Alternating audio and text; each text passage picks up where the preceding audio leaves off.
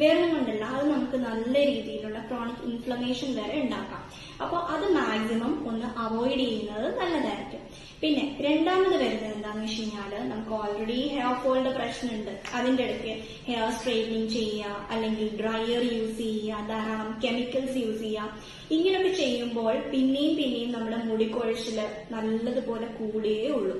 പിന്നെ മൂന്നാമത് വരുന്നതാണ് സ്ട്രെസ്. അതായത് ഉറപ്പായിട്ടും നമുക്ക് കൊറോണ അല്ലെങ്കിൽ അതുപോലുള്ള എന്തെങ്കിലും ഒരു അസുഖം വന്നു കഴിഞ്ഞാൽ നമ്മളിരുന്ന് ആലോചിക്കും, അയ്യോ നമുക്ക് ഈ അസുഖം മാറുമോ, അല്ലെങ്കിൽ എന്തെങ്കിലും സംഭവിക്കുമോ, മരിച്ചു പോവോ എന്നൊക്കെയുള്ള ആ ഒരു ടെൻഷൻ കൊണ്ടിട്ട് നമ്മളിട്ട് ചിന്തിച്ച് പിന്നെയും മുടി കൊഴിച്ചിലുണ്ടാവാം, നമ്മൾ ആ ഒരു ഡിപ്രസ്ഡ് ആവും. അപ്പം അങ്ങനെയുള്ള ആ ഒരു ചിന്തയൊക്കെ മാറി നമ്മുടെ മൈൻഡിനെ എപ്പോഴും നല്ല ഫ്രീ ആക്കി വെച്ച് നല്ല മ്യൂസിക് ഒക്കെ കേട്ട് നല്ല അടിപൊളിയായിട്ട് പോയി കഴിഞ്ഞാൽ ആ ഒരു കാര്യം നിങ്ങൾക്ക് സ്ട്രെസ് ഇല്ലാത്ത രീതിയിൽ ലൈഫ് മുന്നോട്ട് കൊണ്ടുപോകാനായിട്ട് ശ്രദ്ധിക്കുക.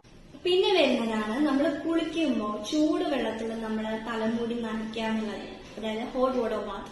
അല്ല, മേല് കഴുകാൻ പ്രശ്നമില്ല, പക്ഷെ ഒരിക്കലും ചൂടുവെള്ളം കൊണ്ട് നമ്മുടെ തലമുടി നനയ്ക്കാൻ പാടില്ല. അത് ശരിക്കും പറഞ്ഞാൽ മുടിക്ക് നല്ല രീതിയിൽ കേടാണ്. മുടി പൊട്ടിപ്പോകാനും മുടി ഊരി വരാനുമുള്ള ചാൻസ് ഭയങ്കര കൂടുതലാണ്.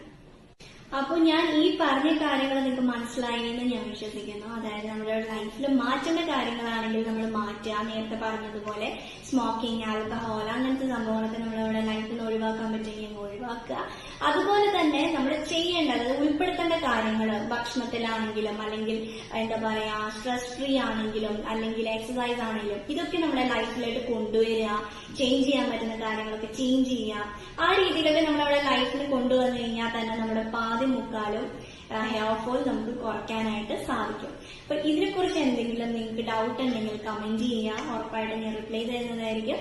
അതുപോലെ തന്നെ വേറെയും ഡൗട്ട്സ് ഉണ്ടെങ്കിൽ ചോദിക്കുക, അതിനെക്കുറിച്ചുള്ള ഡീറ്റെയിൽ വീഡിയോസ് ഞാൻ ചെയ്യുന്നതായിരിക്കും. അപ്പോൾ നമുക്ക് അടുത്ത വീഡിയോസിൽ കാണാം. Children by.